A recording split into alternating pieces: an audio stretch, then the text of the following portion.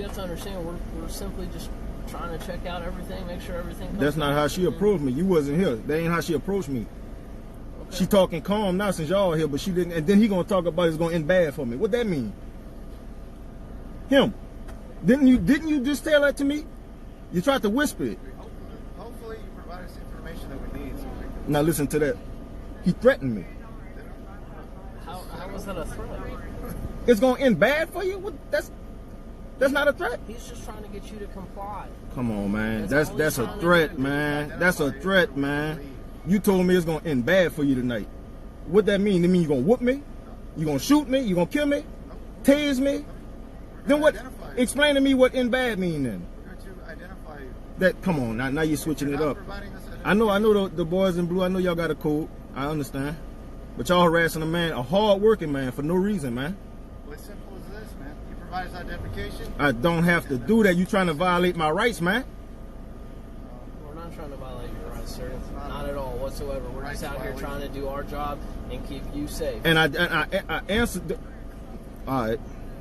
All we're trying to I'm not gonna let y'all violate my rights, sir. I go to jail and pay my bond to get out, but y'all not gonna violate my rights, man. People gotta stand for something out here.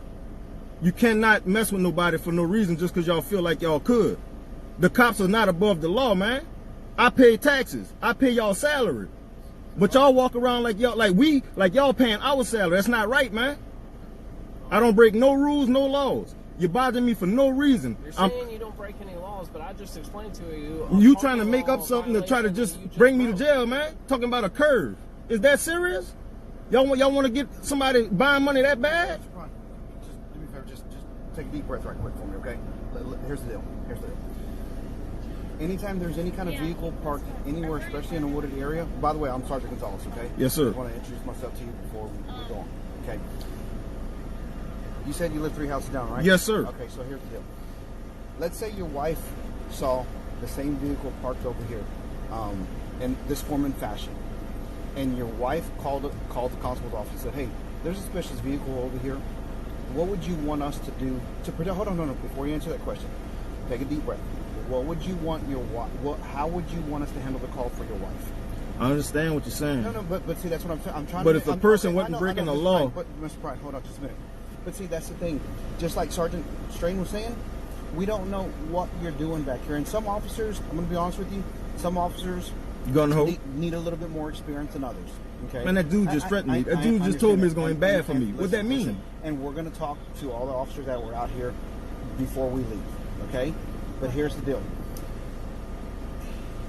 When an officer approaches the vehicle, we don't know what's going on in the vehicle. We don't know who you are. We don't know what you're doing back here. We have no idea. So a citizen honestly called in for this call as a suspicious vehicle.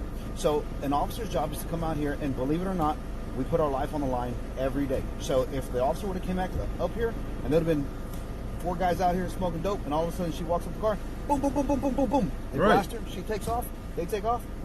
I understand all that, but I talked to her. I know, but we're going to talk to her about the way she approaches vehicles. But here's the deal.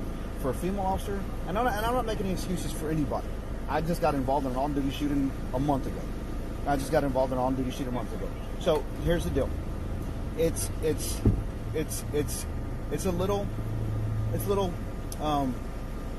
you get a little nervous walking up to cars in the middle of the night, because what we're taught in the very beginning of police academy, the 2 most dangerous calls for officers are traffic stops and family violence.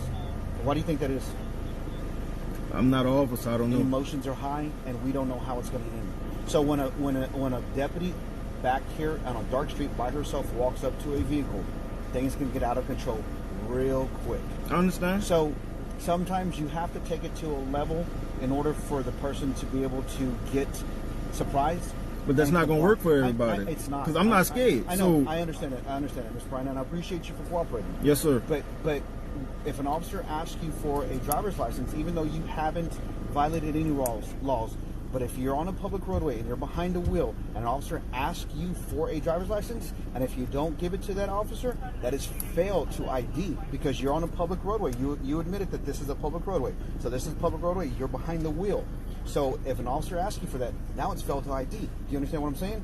So it's easier sometimes just to say, here you go, my address is right here, this is exactly what I was doing, and this is all I was doing. That's it.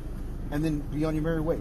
But sometimes when you're a little bit more apprehensive to comply, and it causes an argument between you and that officer, no matter who it is, then all this takes place because you don't want to comply with certain rules and regulations, and they're here for everybody. Just like I asked you in the very beginning, if your wife had called in and that officer approached a vehicle, how would you want that officer to approach that vehicle to protect your wife and your family? You got kids? Yes, sir. 3 of them. Right. And they're waiting for me to get home. Okay.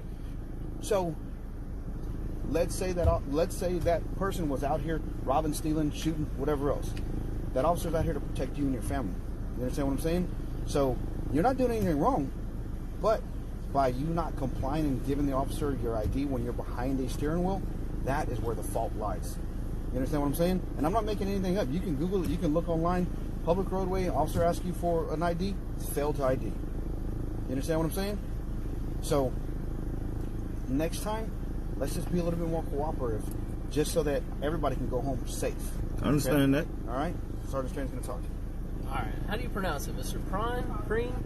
Prime. Prime? All right, Mr. Prime, like I said, we're not out here to jam you up. We're not out here to violate your rights, okay? We're just out here investigating a suspicious vehicle call, okay? We're out here doing our jobs, okay? You're free to go at this time, okay? Appreciate